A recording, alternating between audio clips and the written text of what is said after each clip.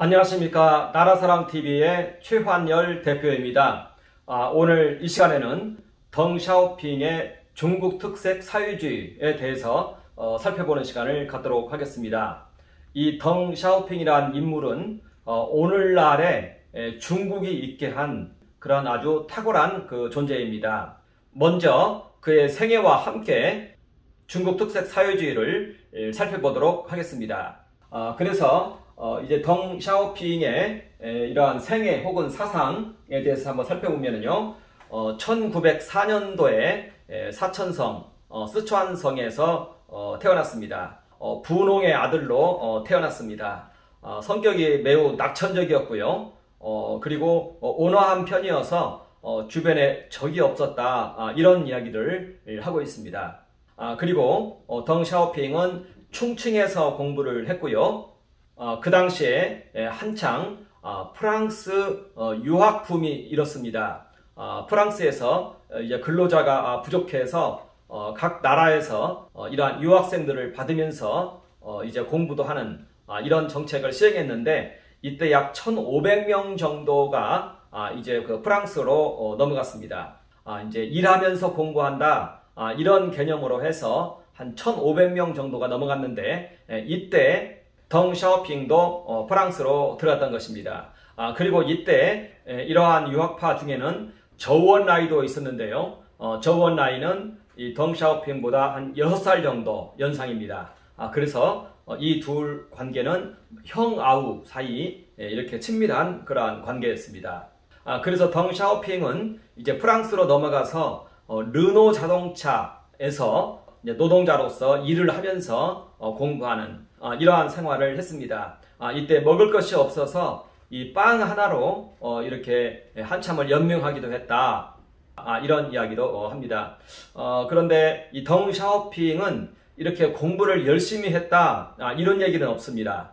충칭에서 공부할 때도 이렇게 그다지 성적이 뛰어나거나 그러진 않았고, 또 프랑스에 있을 때에도 그렇게까지 공부를 열심히 했다, 이런 얘기들은 없습니다. 이 저우언라이의 글보다 훨씬 좀 뒤졌다, 이렇게들 이제 이야기를 합니다. 그리고 프랑스의 어느 대학에서 공부했다, 이런 얘기도 별로 나오지 않습니다.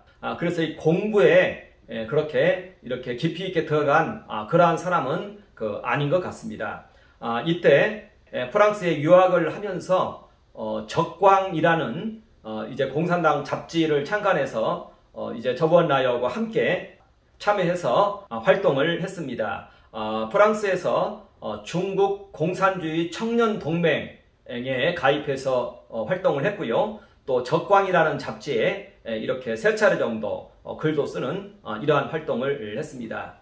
그런데 그의 글들은 그다지 이렇게 탁월하지는 않았다, 이렇게 이야기를 합니다. 이게 이제 16살 때 이제 프랑스에 유학을 가서 그렇게 활동을 했고요.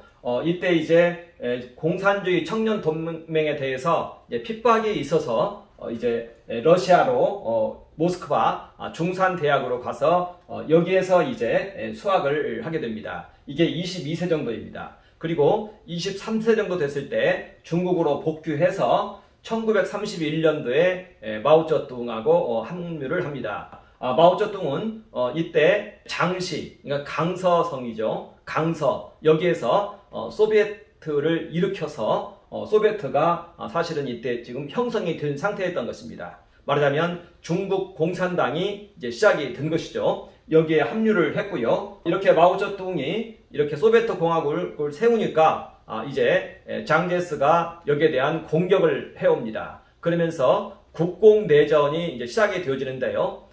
이때 이제 마오쩌둥을 비롯해서 이제 그의 모든 일행들은 이제 대장정에 오릅니다.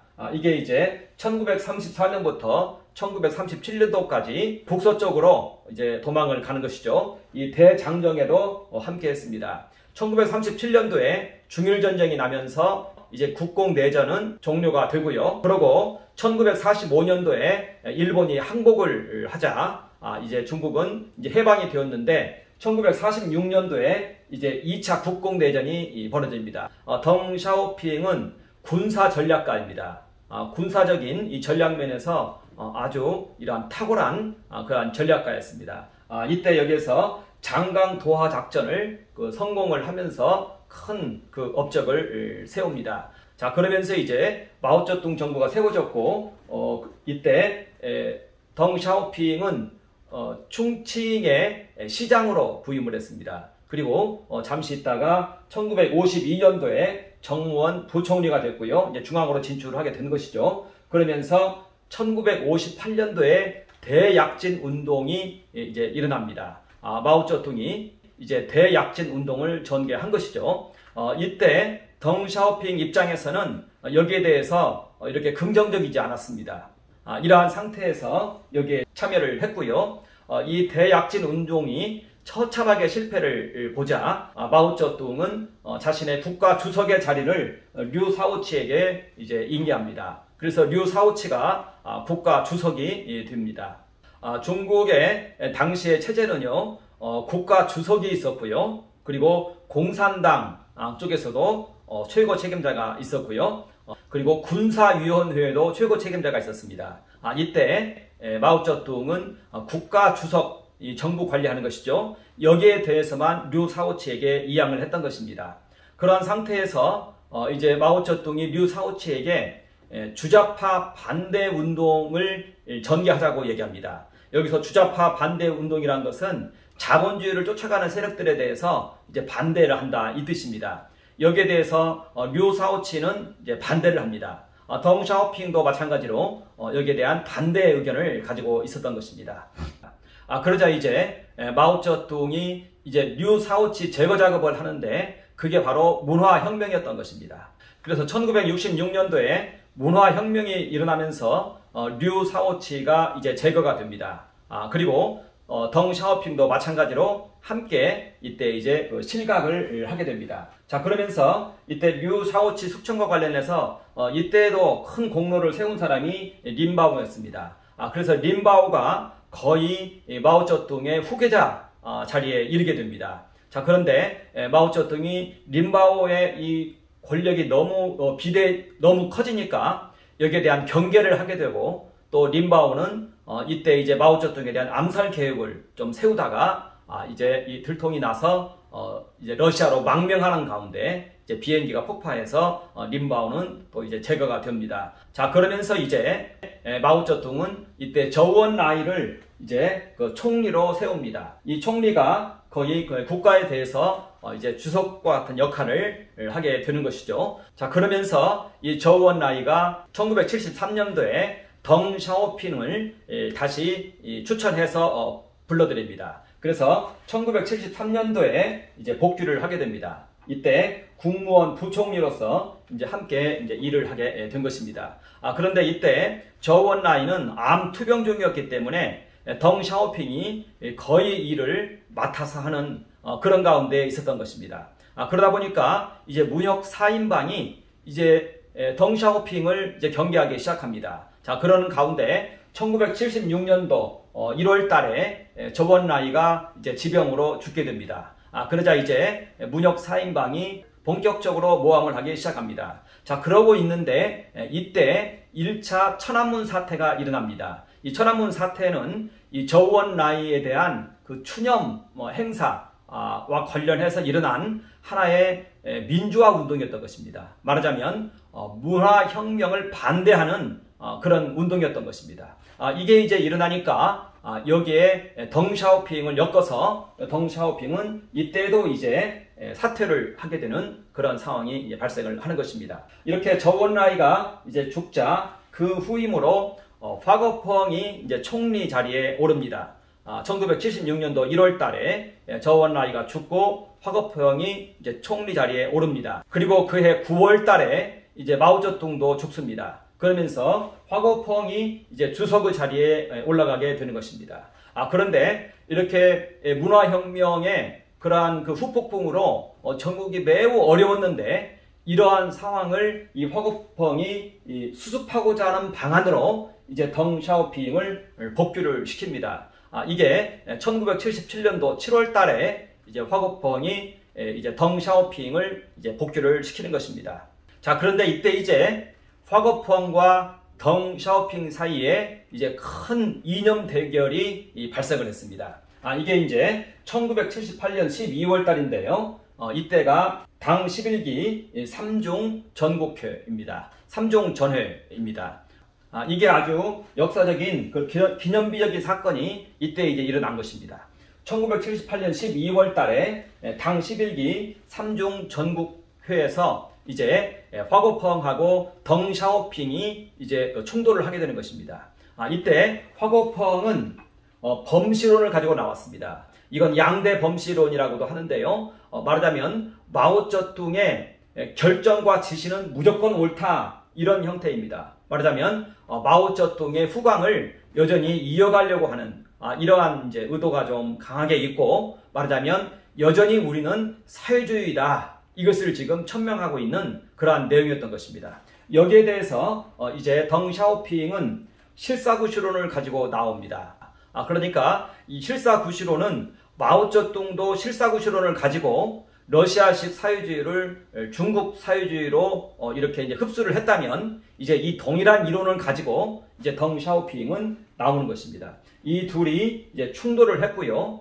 이제 덩 샤오핑이 이제 실사구시론을 가지고 이것을 이론을 완전히 극복을 하면서 이제 화고펑은 이제 실각을 하게 되는, 그러면서 이때 이제 덩 샤오핑이 완전히 당권을 장악하게 되는 이러한 것이 1978년 12월 달에 발생을 하는 것이고요. 이게 이제 중국 특색 사회주의의 그 시작인 것입니다. 그리고 중국 특색 사회주의에 대한 선언은 이제 그 1982년도에 또 이제 본격적으로 그 다음 12기에서 이제 선언이 이제 되게 됩니다. 그런데 실질적으로 1978년 12월부터 덩 샤오핑 체제는 시작이 되었고, 이때부터 중국 특색 사회주의가 시작된 것으로 이렇게 이제 보는 것입니다. 그리고 이제 중국에서는 최고 책임자가 세 분야의 영역에 있습니다. 하나는 국가주석이라고 하고요. 이것은 정부에 관한 모든 업무를 총괄합니다. 그리고 또 하나는 당주석, 이건 공산당을 대표한다는 뜻입니다.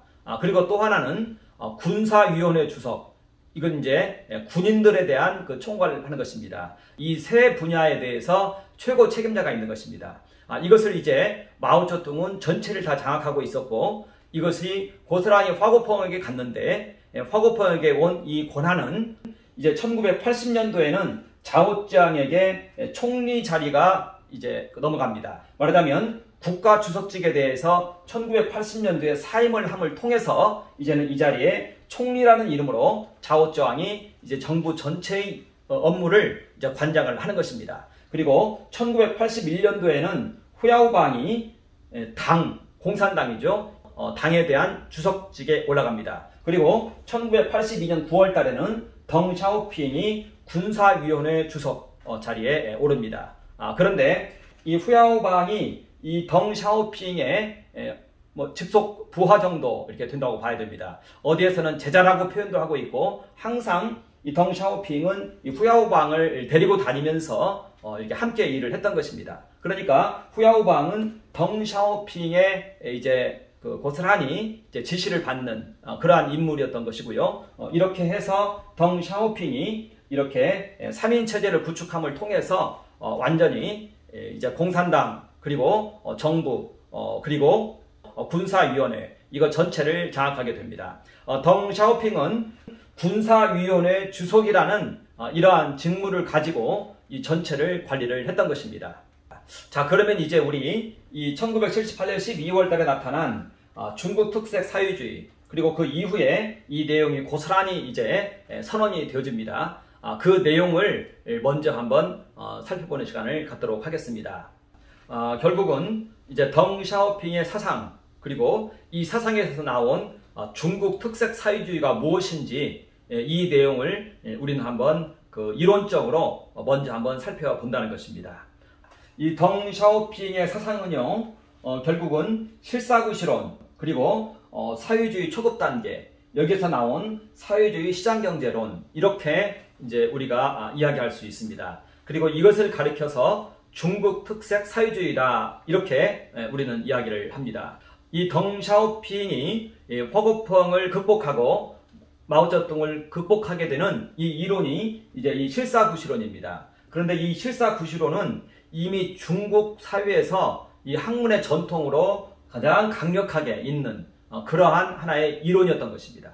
이 실사구시론을 가지고 마오쩌둥도 러시아식 공산주의를 중국식 공산주의로 변화를 시켜냈던 것입니다. 말하자면 현상을 혹은 현실을 충실히 철저히 연구하고 여기에서 하나의 이론이 나와야 된다, 이러한 얘기인 것입니다.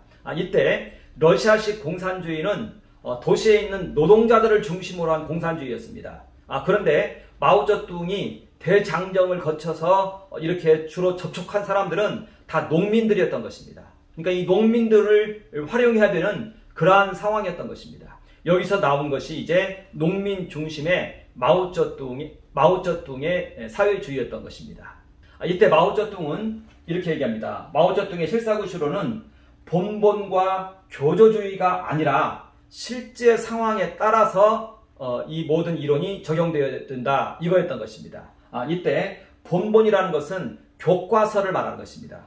교과서 중심으로 써진 대로 하는 것이 아니다. 그리고 교조주의가 아니다. 무조건 교의에 맞춰서 움직이는 것이 아니다. 현상에 맞춰서 이런 것들이 본질은 변화되지 않은 상태에서 변화를 이루어야 된다 하면서 중국식 사회주의를 얘기를 했던 것입니다.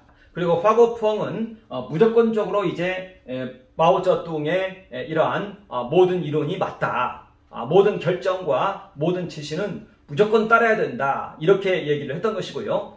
그리고 덩샤오핑은 오히려 마오쩌둥이 지금 실사구시론을 정확하게 이행하지 않고 있다, 대약진운동은 바로 그것을 말하고 있다 하면서 조사 연구를 중시해야 되는데 조사 연구를 중시하지 않았다, 현실을 중시하지 않았다 하면서 흥묘 백묘론을 가지고 나옵니다. 그러면서 검은 고양이든 흰 고양이든 쥐를 잘 잡는 고양이가 좋은 고양이다 하면서 흥묘 백묘론을 가지고 이야기를 하는데요. 말하자면 현재 실현하고자 하는 4개의 현대화, 여기에 가장 현대화, 이것이 우리의 궁극적인 방향인데 여기에 맞춰서 이제 이론이 나와야 된다, 이렇게 이야기를 했던 것입니다.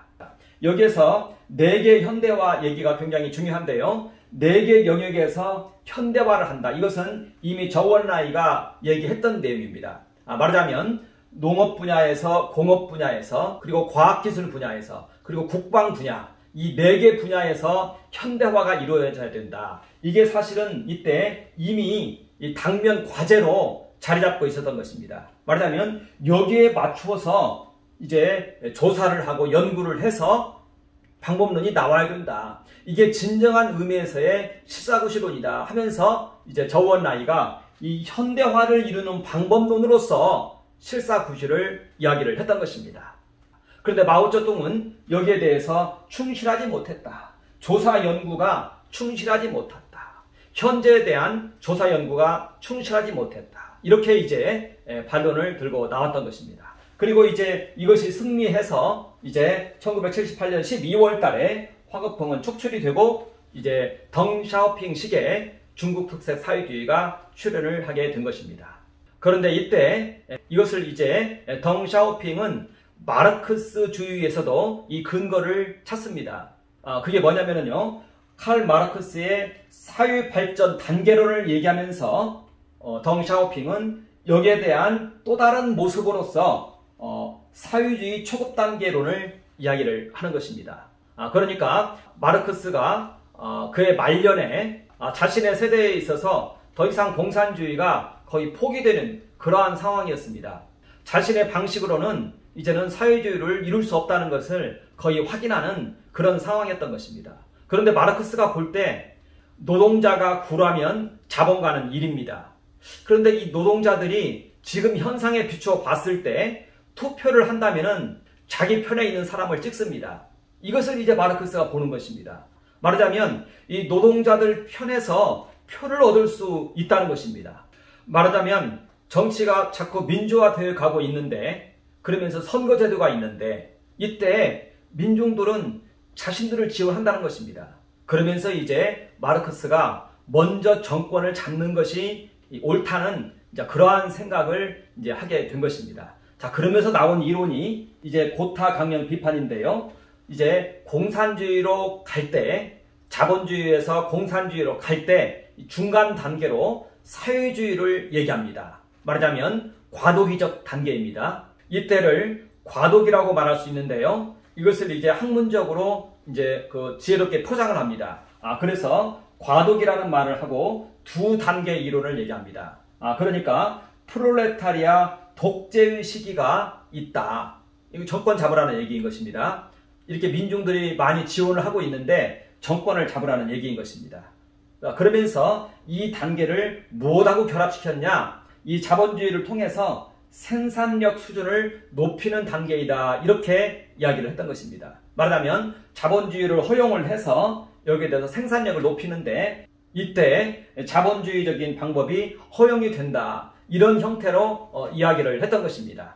말하자면 이렇게 자본주의를 통해서 생산력 수준을 극대화시킨 후에 그 다음에 이제 공산주의로 가라. 이렇게 이야기를 한 것입니다. 이때 노동자들을 이용해서 정권을 잡고 또 이 프롤레타리아들의 독재의 시기를 이때 이제 독재의 시기가 필요하다. 이렇게 말을 한 것입니다.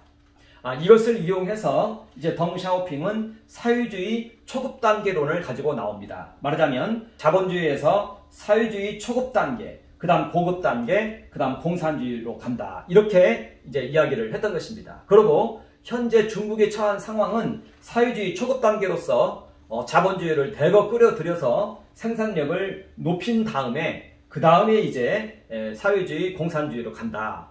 이러한 이론을 이제 이야기를 했던 것입니다. 말하자면 마르크스의 고타강령 비판을 이용해서 이제 중국식 이 사회주의, 중국 특색 사회주의, 말하자면 초급 단계의 사회주의론을 가지고 나왔던 것입니다. 그리고 이러한 초급 단계의 사회주의의 기간을 덩샤오핑은 오래 잡으면 오래 잡을수록 좋다고 봤습니다. 그래서 이걸 한 100년 정도를 그렇게 봤습니다. 1950년부터 2050년까지 이 시기를 초급 단계의 시기이다. 이렇게 이야기를 한 것입니다. 그리고 이 시기에 오직 우리의 주제는 경제 건설이다. 이렇게 얘기를 했습니다. 경제 건설이다. 이렇게 이야기를 했습니다. 이렇게 해서 덩샤오핑은 1978년도 12월달 삼중전회에서 이제 이 내용을 가지고 이제 당을 이제 장악을 했던 것입니다. 그리고 이제 이 초급 단계 사회주의에 대한 모습을 이제 구체적인 방법론을 그리고 덩샤오핑은 여기에 대한 구체적인 방법론까지 이렇게 해서 제안을 하는데요. 이것이 바로 이제 중국 특색 사회주의이고요. 이것을 실현하는 방법론으로서 1개의 중심점, 그것은 바로 경제 건설입니다. 그리고 2개의 기본점, 그것이 바로 4개의 기본 원칙 견지와 또 개혁 개방 이렇게 되어집니다. 그래서 중국 특색 사회주의는 결국 1개의 중심점과 2개의 기본점 이렇게 되어 있는 것입니다. 말하자면 중국에서의 초급 단계 사회주의를 실현하는 방법을 이제는 덩샤오핑은 이제 구체적으로 제시를 했다는 것입니다. 그리고 그것이 이제 채택됨을 통해서 이제 당을 완전히 장악하게 되는 이러한 일이 이제 발생을 하게 된 것입니다. 그래서 이제 우리는 이 중국 특색 사회주의를 살펴볼 때 이제 1개의 중심점, 경제 건설입니다. 이거하고 2개의 기본점, 이것을 이루는 방법으로서 4개의 근본 원칙 견지와 또 개혁 개방, 여기에 대해서 이제 우리는 살펴보아야 된다는 것입니다. 이것이 이제 중국 특색 사회주의의 하나의 이론적인 그러한 모습이 되는 것입니다. 그래서 이제 이 내용을 좀 한번 살펴보자면요. 이것은 이제 4개의 현대화 노선, 이것을 이루기 위한 방법인 것입니다. 그리고 이 4개의 현대화 노선은 이제 마오쩌둥의 대약진 운동의 실패, 그 이후에 이제 저원라에 의해서 4개의 현대화 노선이 나온 거, 바로 이제 그것을 붙잡고 있는 것입니다. 그래서 우리가 먼저 이 4개의 현대 노선이 무엇인지부터 좀 간단히 살펴보면요. 농업, 공업, 과학기술, 국방의 근대화입니다. 여기에서 우리가 과학기술이 여기에 있다는 거, 좀 유념하시고 참조해 주시면 되겠습니다. 이것을 이루기 위해서 어떻게 하느냐? 먼저 한계의 중심점인데 온통 경제 건설에 매진하자 이렇게 말합니다. 경제 건설에 매진하자 이렇게 말합니다. 자, 그리고 이것을 이루는 방법으로는 이제 4개의 기본 원칙은 반드시 견지하자. 이게 바로 사회주의를 말하는 것입니다. 그리고 개혁하고 개방을 하자. 여기에 맞춰서 개혁을 하고 개방을 하자. 이렇게 얘기를 하는 것입니다. 여기에서의 주로 개혁은요, 국내의 모든 정치적, 경제적 환경을 말하는 것입니다. 그리고 개방은 이제 경제 특구를 개방하는 그것을 얘기하는 것입니다. 자, 그러면서 이제 한 개의 중심점과 2개의 기본점에 대해서 이제 설명을 하게 되는데요. 먼저 1개 중심점에 대해서 경제 건설에 대해서 덩샤오핑은 이제 해설을 합니다. 이러한 해설 내용은 그동안 꾸준히 이제 발표되어졌던 그러한 내용이고 또 이후로도 꾸준히 논의되어지는 그러한 내용인 것입니다. 그러면서 왜 경제 건설을 해야 되느냐? 그 이유를 마오쩌둥은 이렇게 말합니다. 여기에서 경제 건설이라는 것은요, 중국 특색 사회주의의 핵심 내용이다 이렇게 말합니다. 자, 그러면서 사회적 생산력을 발전시키는 것이 말하자면 중국 특색 사회주의의 핵심이다 이렇게 말합니다. 이게 어디에서 나온 이야기냐면요, 공산주의자들의 이제 궁극적인 목표가 뭐냐면은 능력 따라 일하고 필요에 따라 수요에 따라 혹은 필요에 따라 배분을 받는 것이다. 이게 공산주의자들이 말하는 궁극적인 목표입니다. 말하자면 이것은요, 마르크스도 그런 얘기를 했고, 그리고 마오쩌둥도 얘기했고, 덩샤오핑도 지금 이것을 추구하고 있는 것입니다. 자, 근데 이것을 이루기 위해서는 1차적으로 생산력이 극대화되어야 된다는 것입니다. 자, 그래서 생산품들이 풍부해야 모든 각 사람이 능력에 따라 일하고 필요에 따라 배분을 받을 수 있는 것이다. 자, 그러니까 생산력 극대화에 이제는 모든 최선을 다해야 된다. 지금은 사회주의 초단계의 시기로서 오직 여기에만 몰두해야 된다. 지금 그 얘기를 하고 있는 것입니다. 그렇기 때문에 중국 특색 사회주의의 핵심 내용, 그리고 사회주의 초급 단계에서의 핵심 내용은 무엇이냐? 그것은 생산력의 극대화이다. 이렇게 이야기를 하는 것입니다. 자, 그러면서 이제 사회적 생산력을 발전시키는 것, 이것이 바로 경제 건설이다. 그리고 이것이 이제 한 개의 중심점이다. 이렇게 이야기를 하는 것입니다. 자, 그러면서 마오쩌둥도 이것을 우리의 근본 의무라고 얘기를 했다. 이렇게 얘기하고요. 또 덩샤오핑은 마르크스주의는 생산력 발전을 중시 여긴다. 그리고 사회주의 단계에서 가장 중요한 것이다. 마르크스가 이렇게 이야기를 했다 하면서 덩샤오핑이 바로 지금은 생산력 극대화에 최선을 다해야 된다. 이렇게 지금 이야기를 하는 것입니다. 그러면서 이 경제 건설에 대해서 어떤 논의도 어떤 이론도 달지 말아라. 이런 형태로 이야기를 하는 것입니다. 그러면서 이제 덩샤오핑은 이렇게 얘기합니다. 먼저 유물사관은 사회주의가 더 높은 생산성 창조를 말한다. 이렇게 말합니다. 첫 번째 이유입니다. 이것이 말하자면 유물사관은 사회주의가 더 높은 노동 생산성의 창조를 말한다. 그래서 우리는 사회주의를 추구한다. 이렇게 얘기합니다. 자, 그런데 여기에서요, 논리의 한계가 존재합니다. 그 뭐냐면은요, 이 유물사관에서는요, 유물사관에 이게 오류가 있습니다. 제가 지난 강의에서 말씀드린 것처럼 이 유물사관은 생산수단의 변화에 따라서 사회가 진보하고 발전한다고 얘기합니다. 그리고 그것이 이제 자본주의에 이르렀습니다. 자, 그런데 그 다음에 공산주의라는 논리를 전개할 때는요, 생산수단의 변화를 통해서 공산주의를 전개하지 않습니다. 계급 투쟁에 의한 공산주의를 전개한다는 것입니다. 말하자면 생산수단의 변화에 의해서 사회가 더 높은 사회로 발전을 하고 생산력 증가를 이루는데 자본주의 혹은 자유민주주의의 다음 단계 자본주의, 이 자본주의라는 것은 자유가 허용된 세계를, 경제적 자유가 허용된 세계를 말하는 것입니다. 이 자본주의의 다음으로서 공산주의를 말하는데 이때 생산수단의 변화로 말미암은 공산주의를 말하는 것이 아닙니다.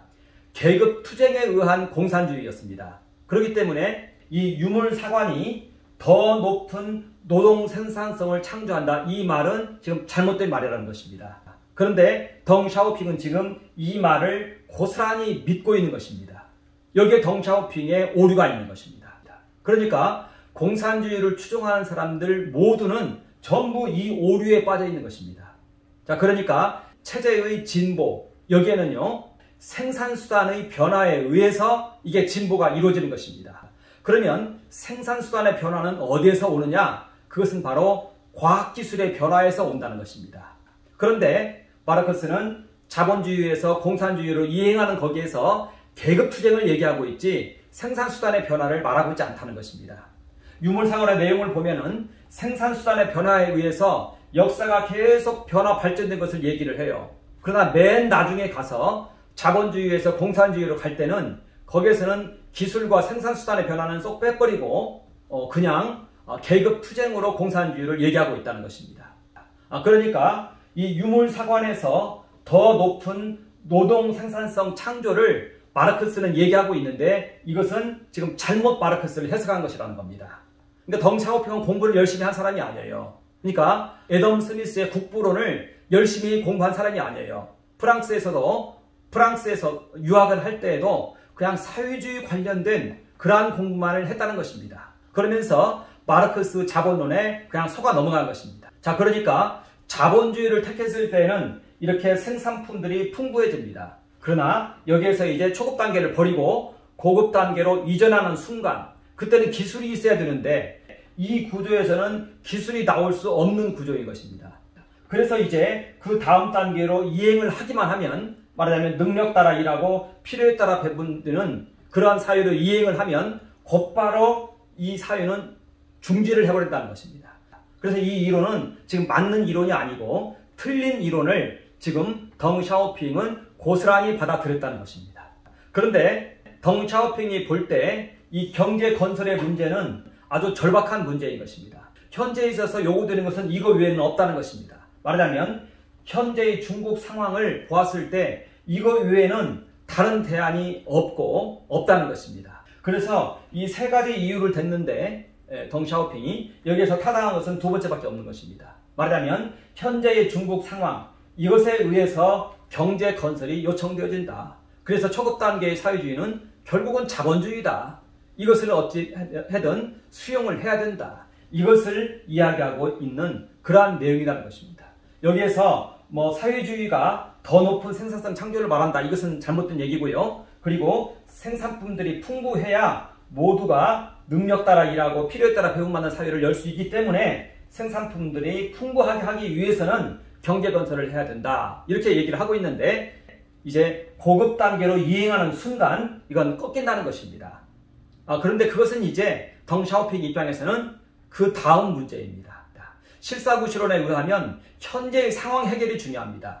현재의 상황 해결과 관련해서는 경제 건설 외에는 다른 답이 없다. 이것을 결국은 이야기를 했다는 것입니다. 그러니까 덩샤오핑의 이런 논리는 정확한 지식을 가진 사람들 입장에서는 이것은 틀린 얘기가 된다는 것입니다. 그런데 이것을 알고 여기에 대한 반대 운동이 일어난 것이 그게 바로 2차 천안문 사태였던 것입니다. 천안문 사태에서는 자본주의 체제로 가자는 얘기했던 것입니다. 이 체제로는 안 되니까 자본주의 체제로 가자. 이것을 얘기했는데 덩샤오핑은 이 천안문 사태를 이제 무력으로 진압을 하게 되는 것입니다. 자, 그렇다면 이제 이 경제 건설을 어떤 형태로 할 것이냐, 이제 이것을 가지고 이제 두 개의 이제 기본점으로 해서 이제 설명을 합니다. 말하자면 이 두 개의 기본점을 통해서 이 경제 건설을 이룬다는 것입니다. 그래서 이제 우리 두 개의 기본점을 이제 보게 되면은요, 하나는 4개의 기본 원칙을 견지한다 이겁니다. 말하자면 4개의 기본 원칙 견지, 이게 하나의 기본점입니다. 그리고 또 하나의 기본점은 개혁 개방입니다. 말하자면 개혁을 하고 개방을 한다. 이 두 개의 기본점을 통해서 이 경제 건설을 이룬다. 이렇게 이야기를 합니다. 자, 그러면서 이제 4개의 근본 원칙을 이제 견지를 하는데요. 이것은 이렇게 말합니다. 4개의 현대화를 실현할 때 정치 사상적인 그러한 대전제가 있다. 그리고 이것이 있어야 경제 건설의 사회주의 특성이 유지가 되어진다 하면서 4개의 기본점을 얘기합니다. 이 4개의 기본 원칙을 견지해야 된다는 이런 얘기는 계속적으로 나오는 그러한 얘기입니다. 그리고 이 사상이 고스란히 반영된 것이 이제 국유기업론입니다. 그리고 여기에서 보면요, 개혁과 개방 정책이 있는데 이 개혁의 이 국내 개혁인데요, 이 개혁의 핵심은 바로 공업개혁인데 이것은 바로 국유기업으로 이제 규착이 되어집니다. 그러니까 4개의 기본 원칙 견지는 국유기업론으로 이어진다.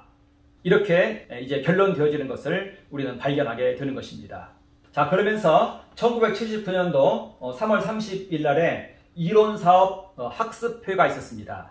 이때 덩샤오핑이 4개의 기본 원칙 견지에 대해서 이제 해설을 했습니다. 그 내용에서 중요한 것만 이제 뽑아서 보면은요, 먼저 첫 번째는요, 이 4개의 기본 원칙 중에 첫 번째는 사회주의 노선을 견지해야 된다. 자, 그러면서 중국은 이미 사회주의 국가이다. 이것을 부정하는 것은 잘못이다. 중국은 인구가 많아서 자본주의는 불가능하다.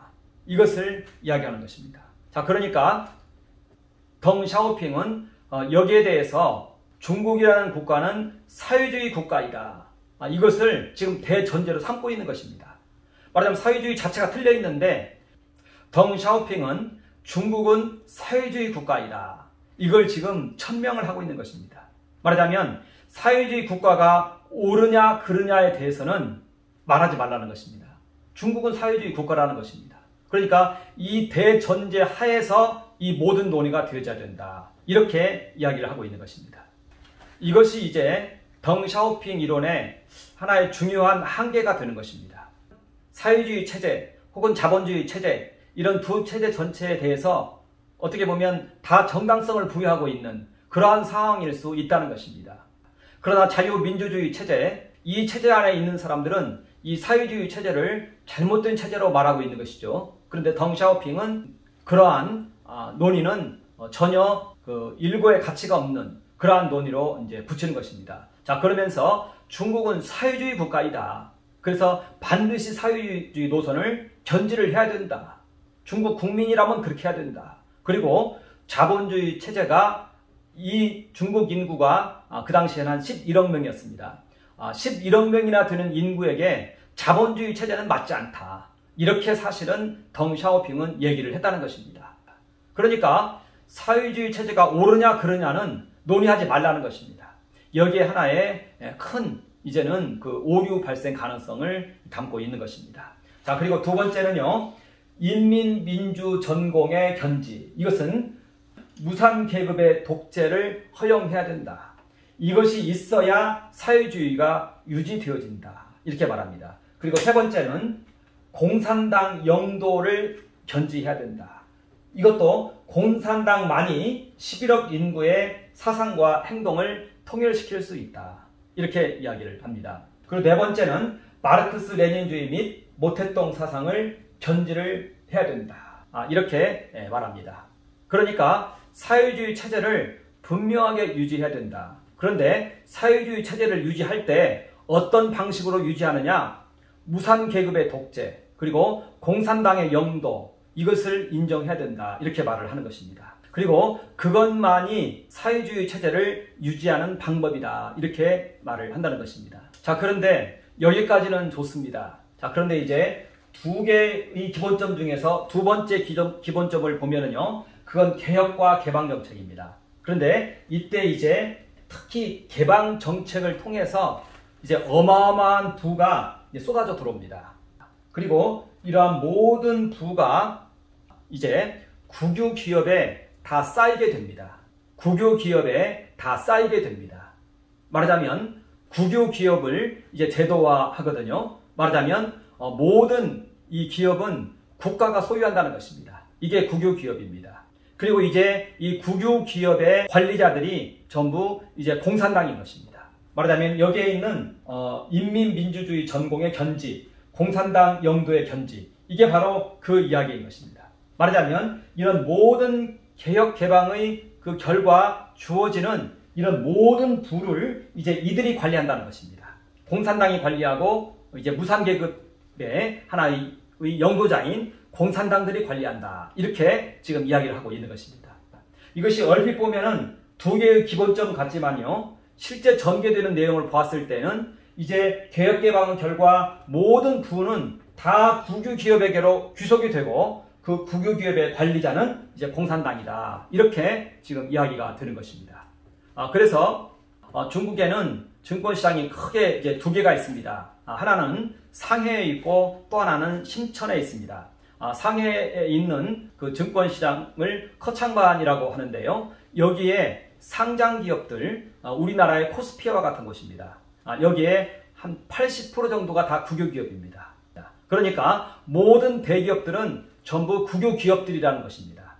중소기업들은 그냥 개인이 소유하도록 놔둬요. 그러나 모든 대기업들은 전부 이제 국유기업인 것입니다. 그리고 그 국유기업들의 경영자가 누구냐? 바로 이 공산당들이라는 것입니다. 자, 그런데 여기에서 보면은요, 이 자본주의, 자유민주주의 체제 하에서는요, 자유민주주의는 뭐냐면은 여기서의 자유는 소유의 자유입니다. 소유의 자유가 허용된 그러한 민주주의, 이게 바로 자본주의입니다. 여기에서는 기술을 창안한 사람이 바로 이 역할을 합니다. 말하자면 자본가가 되어서 그 기업을 이끈다는 것이죠. 그러니까 기술을 가지고 있는 사람이 여기는 리더가 됩니다. 자본주의 세계에서는. 그런데 공산주의 세계에서는 공산당이 이제 이 모든 기업에 대한 리더가 되는 것입니다. 자, 그러면은 여기에서는요, 기술이 안 나오는 거예요. 기술을 몰라요. 자, 그래서 여기 4개 현대화 노선을 얘기했는데 그 중에 하나가 과학기술입니다. 과학기술의 중요성을 알고 있어요. 그러나 이 시스템에서는 이들이 이제 모든 기업들의 리더가 되는데 이들에게서는 기술이 안 나온다는 것입니다. 자, 그러니까 기술이 나오지 않습니다. 공산당과 자본가, 여기서의 자본가는요, 정신의 자유가 허용되고 소유의 자유가 허용된 이 민주주의에서 이제 기술이 나오는 것입니다. 이 자유민주주의, 소유의 자유가 허용된 그곳에서 창의성이 나오는 것이고 기술이 나오는 것입니다. 그들이 바로 자본가들이라는 것입니다. 자본주의에서의 자본가들이고 경영자들이라는 것입니다. 그런데 공산주의에서는 공산당이 이제 이 모든 기업의 리더가 된다는 것입니다. 이런 상태에서는 기술이 안 나온다는 것입니다. 자, 그런데 중국 경제의 특성이 하나가 있는데 중국 경제가 이렇게 부흥하게 된 데에는 모두 그 아이템들이 전부 임가공이었던 것입니다. 임가공. 말하자면 공장만 세우고 깊은 기술은 없어도 되는 여기에서 이와 같은 이제 경제가 이루어졌던 것입니다. 이게 중국 경제입니다. 중국 경제에는 깊은 기술이 없어요. 여기서 한 걸음 더 나아가려면 이 기술을 훔쳐야 됩니다.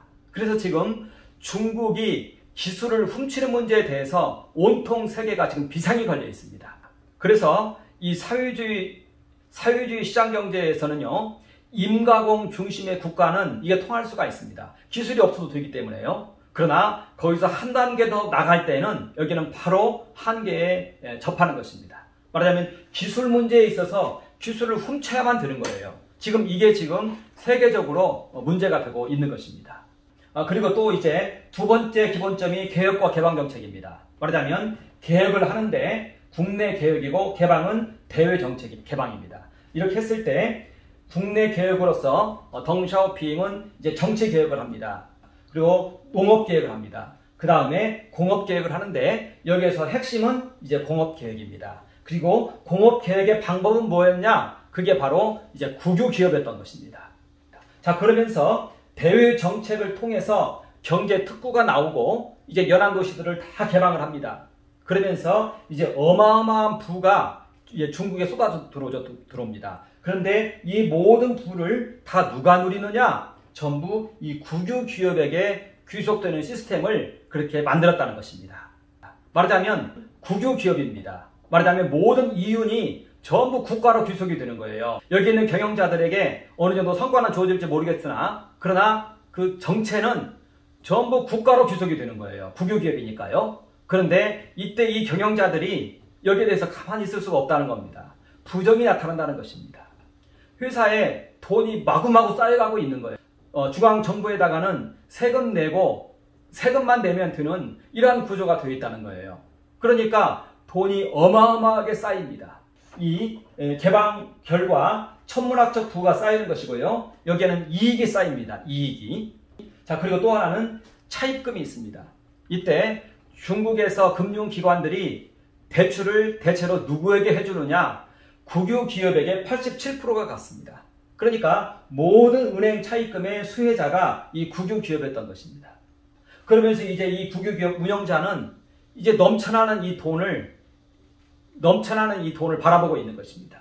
여기에서 이제 부정부패가 싹 트는 것입니다. 어떤 토지를, 어떤 기계를 들여옵니다. 어떤 기술 개발을 합니다. 실제 들어가는 것은 1,000만 원입니다. 그러나 계약서에는 1억짜리가 쓰여지는 것입니다. 나머지 9천만 원은 이제 하나의 리베이트가 되는 것입니다. 이것이 이제 모든 공산당 이 지도부들에게 이제 하나의 그러한 로비 자금으로 쓰여지는 것입니다. 이렇게 해서 이런 천문학적 부가 이제 누구에게로 가느냐? 전부 공산당들에게 갔던 것이에요. 그래서 중국의 부정부패와 관련된 논문들이 참으로 많습니다. 그러나 이것은 태생적인 한계라는 것입니다. 그것을 양산할 수밖에 없는 그러한 시스템이라는 것입니다. 국제탐사보도협회에서요, 이걸 조사해가지고 한번 발표를 했습니다. 2개의 회사만 조사를 했어요. 이렇게 비자금들을 받아주는 2개의 금융기관만 조사를 했어요. 그렇게 했을 때 이 그 2개의 회사에서 2만 명의 공산당에게서 4,000조 원 정도가 이제 발견이 됐습니다. 그러니까 2만 명의 공산당들이 이렇게 나온 모든 이익을 중국에다가 투자하면 안 돼요. 그러면 다 들통이 나요. 그러니까 전부 해외로 가져갑니다. 해외로 가져가서 은행에 예입을 하고 혹은 부동산에 투자를 합니다. 이렇게 했을 때 2개의 금융기관을 조사했는데 이때 2만 명이 4,000조를 가지고 있었다. 이렇게 얘기를 합니다. 그러니까 이 공산당들이 이 모든 부를 다 독식하고 있는 이러한 그림이 이제 펼쳐진 것이죠. 이게 이제 중국 공산주의의 하나의 이제 실상이 되는 것입니다. 작년에 리커창이 발표를 했어요.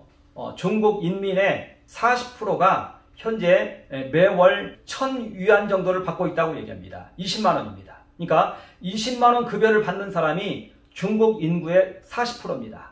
현재 15억에서 40%면요. 6억입니다. 6억. 그리고 매월 급여 2,000위안, 그러니까 40만 원이죠. 40만 원을 받는 사람이 중국 인구의 60%라고 얘기합니다. 이게 중국에 있어서의 빈부의 격차입니다. 중국의 집들이, 중국의 아파트들이 억수로 많은데요. 9,500만 채가 빈집입니다. 이게 이제 중국 특색 사회주의의 실상이 되는 것입니다. 이렇게 지금 나타나고 있는 것이에요. 그러면서도 시진핑은 중국은 여전히 갈 것이다 이렇게 얘기합니다. 건재할 것이다 이렇게 얘기합니다. 왜냐하면 이 빈부의 격차 있는 이 상태로도 중국 인민들은 만족하고 있기 때문에 갈 수 있다는 것입니다. 그리고 여전히 자신들은 노동집약적 사업이 있기 때문에 이것은 갈 수 있다는 것입니다. 그러니까 결국 중국 특색 사회주의는 이렇게 그 이론에 있어서 사실은 한계가 드러나고 있는데 이러한 한계는 아마 장기적으로 드러날 것이다. 이렇게 보여집니다. 이 한계를 보았을 때 먼저 이론과 관련해서는 경제 건설이 있는데요. 이제 초급 단계를 버리면 곧바로 나라가 거꾸러진다는 거예요. 자본주의 제도를 수용을 해서 이렇게 지금 발전을 한 것이지 이 사회주의 자체가 어떤 생산성의 증대를 가져오는 것은 아니다. 이것을 우리는 스탈린의 개혁경제 그리고 마오쩌둥의 이 대약진운동 이런 것을 통해서 우리는 이미 확인을 했던 것입니다. 그러니까 이 부분에 있어서는 이 덩샤오핑이 이론을 정확히 모르고 있는 것이다. 다만 중국의 현실에 있어서 이제 이 자본주의가 필요할 뿐이다. 이것을 얘기했다는 것이고요. 두 번째는 이 4개 원칙의 기본 견지 이 안에서는 공산당들이 모든 국유 기업의 경영자들이 되어지는 것인데 여기에서는 기술에 있어서 한계를 이제는 가져오게 돼 있다. 여기에서는 기술이 나오지 않는다. 임가국에만 적절한 그러한 구조이다. 그리고 또 하나는 이제 모든 개혁개방 정책이 국유 기업에게로 그 결과물들이 다 귀속이 되어지고 있는데 이 국유 기업에는 부패의 온상이 될 수밖에 없다. 천문학적인 돈이 자신의 관리하에 이제 떠돌게 되는 것이에요. 이것에 대해서 부정부패가 일어날 수밖에 없다. 그래서 중국 이 증권시장을 향해서 서방 세계에서 계속 외치는 얘기가 있습니다. 너희의 재무제표 좀 투명하게 공개 좀 해라. 너희 재무제표에 온통 부실이 꽉 차 있다고 그러는데 한번 좀 보자. 그 얘기를 한다는 것입니다. 그래서 중국 관련된 논문들 중에 이 부정 문제가 상당히 그 주제가 많습니다. 이러한 한계를 지니고 있다는 것입니다. 이것이 이제 덩샤오핑의 중국 특색 사회주의에 대한 이론적인 모습에 대한 고찰이 되겠습니다. 감사합니다.